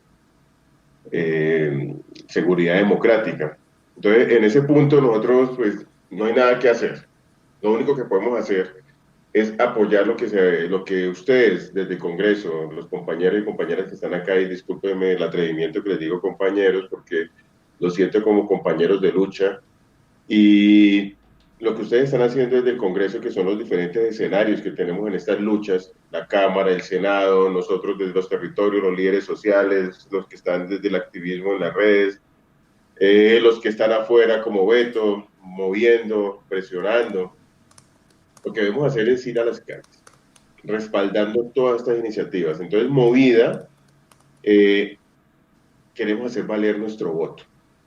Queremos decirle a ustedes, congresistas, y decirle al pueblo colombiano, decirle a la base, a todos los territorios, a las comunidades. Cuando hablo de base, es un orgullo. Alguien decía, no, es que la base es lo que está abajo. Si no hay base, no hay nada. Es un orgullo tener una base, porque si no hay base, ¿sobre qué construimos? Y decirle a toda la gente, hagamos valer nuestro voto. Y hacer valer nuestro voto es respaldar a quienes están en el Congreso por nuestro voto, y decirles, si el 13 de octubre ustedes están en el Congreso debatiendo la moción de censura, nosotros vamos a estar en la Plaza de Bolívar respaldando esa moción de censura. Y es invitar al pueblo colombiano, es invitar a Bogotá, en este caso, y al que quiera llegar, y si la minga alcanza a llegar, el 13 de septiembre, mientras ustedes están ahí en el Congreso dándose la pelea, sepan que no están solos, que el pueblo, que nosotros, las comunidades, los territorios, la gente que sentimos y que hemos vivido la violencia, vamos a estar ahí en la Plaza de Bolívar, desde las 9 de la mañana, apoyando esa moción de censura, y dando una moción de censura social, cívica, popular, a la acción política que ustedes están haciendo. Entonces, lo que propone Movida es que este 13, a las 9 de la mañana, todos lleguemos a la Plaza de Bolívar, todos, uno a uno, llenemos la Plaza de Bolívar y decir que estamos respaldando la moción de censura para que se vaya este señor ministro de guerra, porque no es de defensa, no defiende a los ciudadanos, él confronta con guerra a los ciudadanos. Entonces necesitamos que se vaya de ese cargo, le quedó grande, como lo decía el compañero Navas. Entonces, esa es la gran invitación que estamos haciendo en este momento, y esperamos que Bogotá, que Colombia, salgamos a las plazas respaldando esta acción política desde hacer valer nuestro voto. Nuestro voto vale, nuestro voto cuenta, y lo vamos a contar ahí en las calles, en las plazas, diciendo que también respaldamos la moción de censura. Listo. Gracias, Luis. Beto, ¿qué se espera en el exterior? Nosotros te hemos visto bastante activo en el exterior. Lo que han hecho las movilizaciones en Nueva York, en Miami, bueno, mejor dicho, ¿qué se espera en el exterior con todo el tema de Movida y tú como activista? Bueno, Lali, no sé si me están viendo, el problema es que se me paró, se me detuvo la imagen, ¿sí? Sí, está detenida, pero te escuchamos. Ya está súper. Ok, perfecto. No, nosotros esperamos hacerle seguimiento a la carta que le hicimos al secretario de Naciones Unidas, como también pues lo que interpusimos ante la Comisión Interamericana de Derechos Humanos, ahí mismo en la Organización de Estados Americanos. Realmente tenemos que hacerle un contrapeso a todo este lobby internacional que existe para favorecer al uribismo.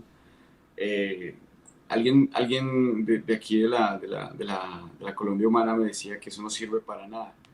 Y yo le decía que a veces la ignorancia no se trata del desconocimiento de algo técnico o algo en alguna materia, sino la ignorancia consiste simplemente, literalmente, en ignorar un conocimiento por más que lo tengamos ahí, a la mano. Y aquí, básicamente en Estados Unidos, yo hacía énfasis en lo que decía el doctor Germán Navas, es personas que se fueron por la injusticia social, personas que se fueron por la falta de oportunidades, por la guerra, y llegan aquí a Estados Unidos y aparte que son indiferentes socialmente producto de esa propaganda del uribismo, hacen que crean que Colombia es un país viable.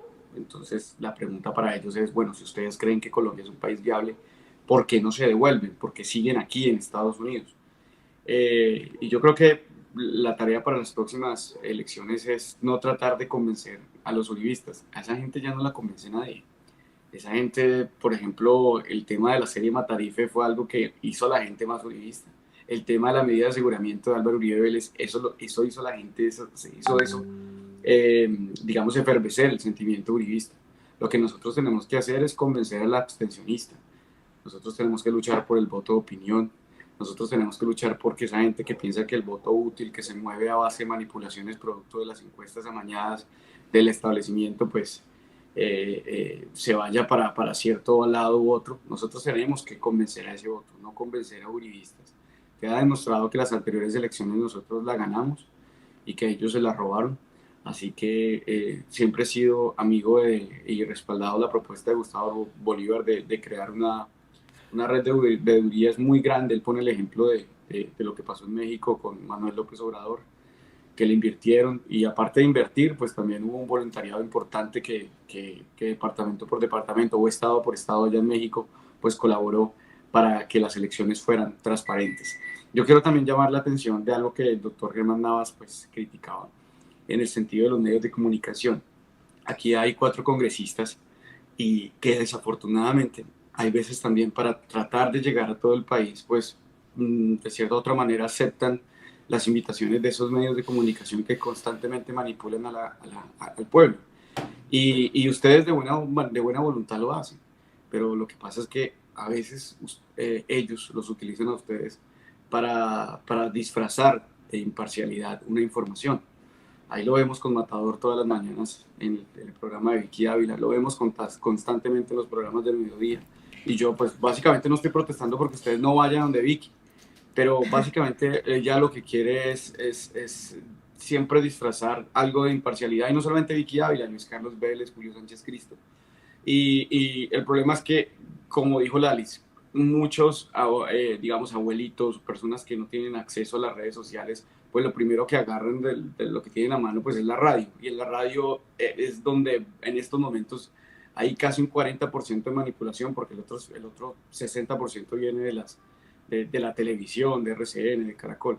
Entonces yo diría que le invitaría a los congresistas a que apoyaran más a los medios alternativos para que participen más en esos espacios donde se está desdibujando la realidad pues, de este gobierno criminal, y que no sé, reflexionen frente a su participación en esos medios de comunicación que los utilizan para disfrazar de imparcialidad sus espacios. Muchas gracias.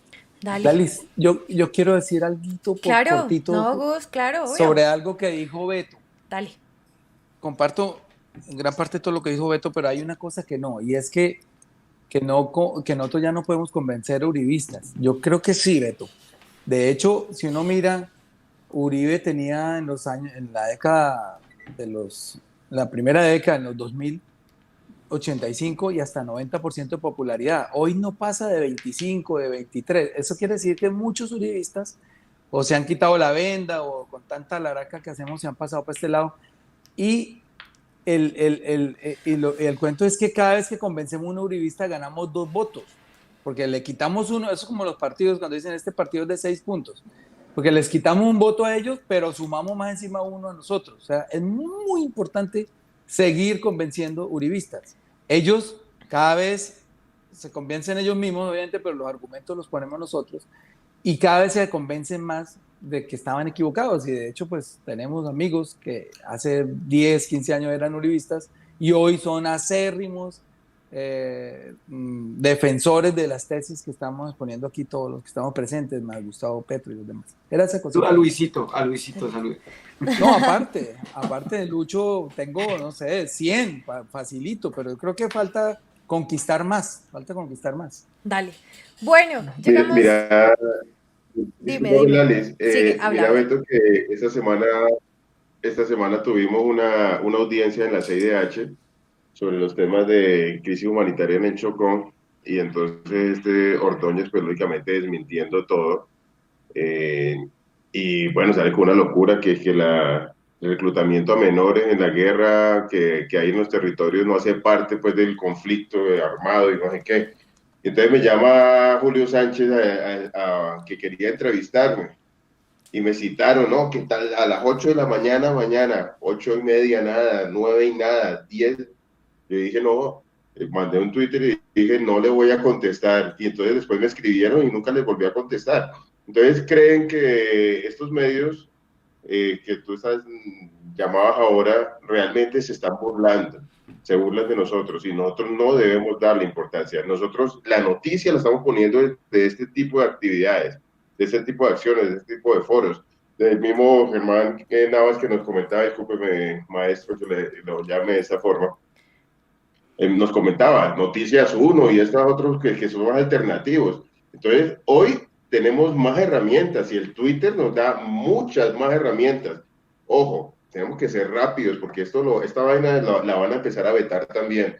Entonces, hagámosle lo más que podamos mientras se puede, porque nos quieren vetar por aquí la palabra. Entonces, era como eso, Beto, con respecto a respaldar todos los medios alternativos. Gracias, Lali. Sí, hay que respaldar, incluso los están respaldando cuando ustedes participan en nuestros espacios que pues no son tan importantes, pero acá también siempre están muy bienvenidos todos, el doctor Navas, la senadora Ida, Gustavo ya también ha estado en varias oportunidades, el doctor Wilson, bueno, en fin, todos. Llegamos al final de este bello foro que convocó Movida y que yo pues me ofrecí a moderar. Así que, pues, les doy las gracias por estar, senadora Aida Bella. Es un placer haberla tenido por acá. Representante Navas, lo mismo, total admiración. Gracias, senadora, total admiración. Representante Navas, un gusto. Y bueno, pues que estén bien. Gracias, Gustavo. Gracias, David. A Wilson, no, a todos, mejor dicho, abrazos desde la distancia. Abrazos y mucha fuerza. Muchas gracias. Gracias, Ernesto.